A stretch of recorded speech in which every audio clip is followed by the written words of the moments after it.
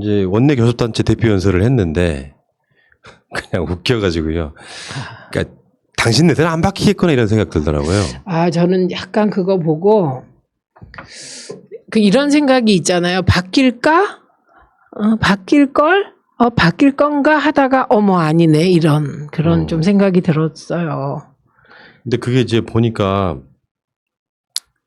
가짜 뉴스, 거짓말. 그러니까 그거 말도 안 되는 거를 가져와 가지고 그 대표적인 것 중에 하나가 일단 거기에 대한 논란 중에 하나가 박지원 국정원장 내정자에 대해서 어떻게 징역 산 사람을 국정원장이 안 치느냐 이렇게 얘기하더라고요.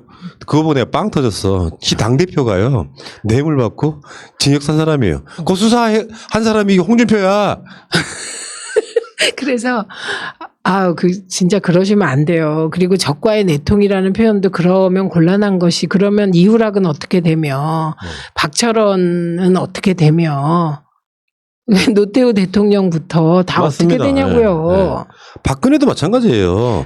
김정일 만났지, 편지 썼지, 통일은 대박이라고 했지. 뭐 이게 말도 안 되는 소리들. 그러니까 김정일 만난 건 진짜 적과의 엄청난 내통이에요. 그렇게 따지면. 그 당시도 유명했죠. 그거 김대중 대통령이 보낸 거잖아요, 사실은. 그렇죠. 그러니까 김대중 대통령은 정말 대인배세요. 네. 그리고 어쨌건 어떻게 전문성도 없으며 대북 불법 송금으로 징역형을 살았던 인사를 국정원장에 제명할 수 있냐 하니까 지들끼리 박수치고 난리 났어. 이게 무슨? 그러니까요. 그래서 약간 좀 좌절 비슷한 그런 느낌이었어요. 저는 그 광경이.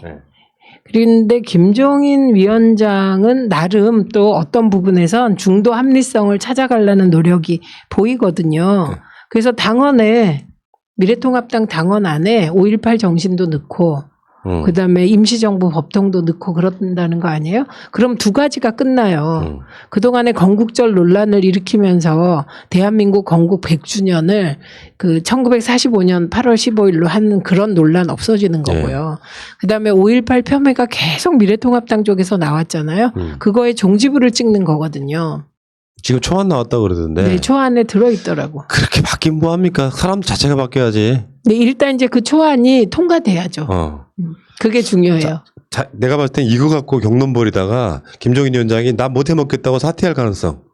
사퇴까지는 아닌데 잠깐 화내실 가능성은 있죠. 그리고 하나 더. 검찰총장을 전 국민이 보는 가운데 이렇게 무지막지하게 핍박하는 정권이 이전에 또 있었냐? 어머, 나 머리에 최동욱. 그러니까 이 모질이들이요. 의원석에 앉아가지고 없었어요 그랬다는 거예요. 생각을 하라고. 얼마 되지도 않았구만. 그러니까요. 그리고 그 최동욱 총장 건은 이렇게 공개적으로 법리를 가지고 공방하는 것도 아니고 진짜 페어하게 추미애 장관 하고 있는 건데 그게 뒷조사잖아요. 바지 벗겨서 사퇴시켜버렸잖아요. 어떻게 그렇게 말을 확실하게 하세요? 우리 그렇게 표현하죠. 헌혜자 이야기 때문에. 그러니까 공권력 최고의 상징인 검찰총장을 국민이 보는 앞에서 이렇게 무지막지하게 핍박하는 정권이 이전에 또 있었습니까? 니들. 내 기억에 슬롯머신 사건 수사하는 것 때문에 김영삼 때 그 당시 검찰총장도 그만두고 나갔던 경우도 꽤 있었고요. 네.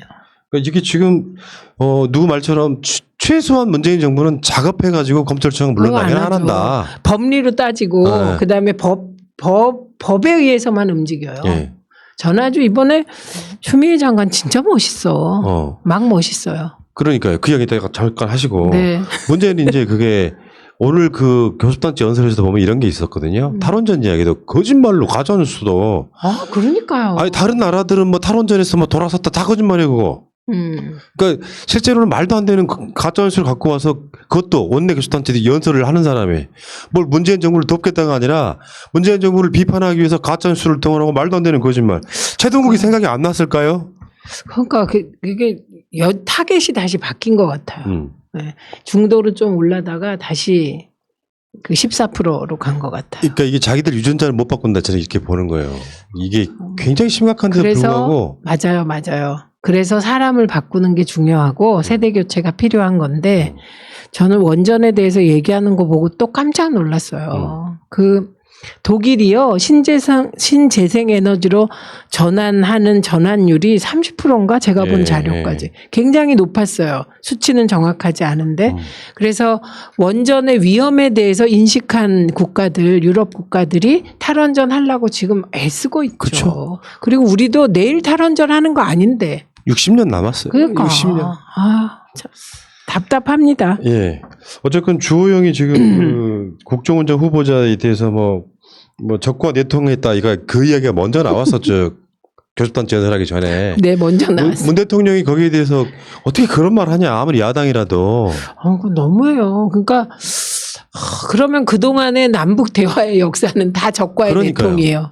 그러니까 이게 지금 뭐 이따가 이인영 통일부 장관 후보자 얘기도 나오는데 뭔가 좀 대승적으로 요 꼬투리를 잡아가지고 할 게 아니라 지금 제가 알고 있기에는요 국정원 개혁이 상당 부분 미진한 상태로 있대요.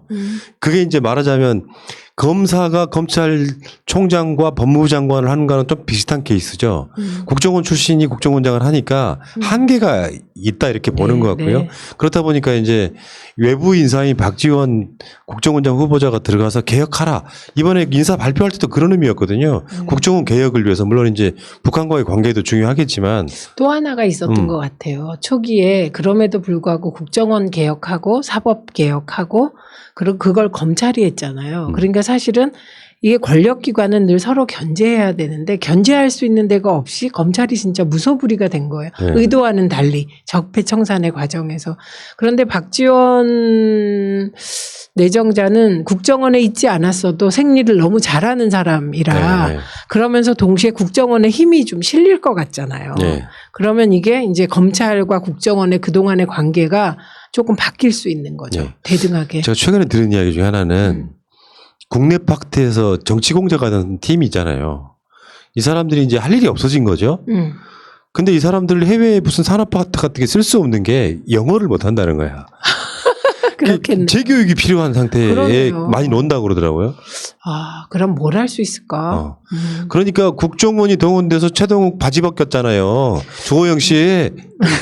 진짜 답답하신 분들 정말. 자, 어쨌건 간에 가짜 뉴스로 얼룩진 야당 원내 대표의 교섭단체 연설 참 웃기더라. 듣다가 말았습니다, 저도.